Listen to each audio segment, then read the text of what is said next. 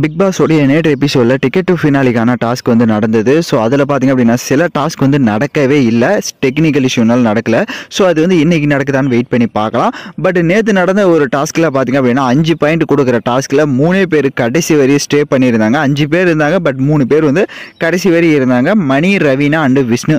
So இவங்க 3 பேரும் பார்த்திங்க அப்படின்னா கடைசி வரையும் அந்த டிக்கெட் டு ஃபினாலி அந்த போர்டை வந்து தொட்டுக்கிட்டே இருந்தாங்க.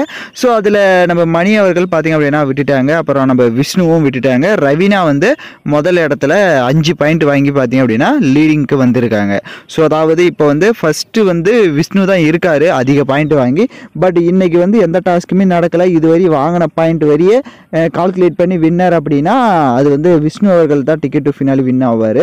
ஒருவேளை அந்த விட்ட டாஸ்க் எல்லாமே மறுபடியும் இன்னைக்கு கண்டினியூ பண்ணுறாங்க அப்படின்னா கண்டிப்பாக மறுபடியும் அதில் டிஃப்ரெண்ட் வரும் வின் பண்ணுறவங்கள. பட் வெயிட் பண்ணி பார்ப்போம் யார் டிக்கெட் டு ஃபினாலி வின் பண்ணுறாங்க அப்படின்ட்டு.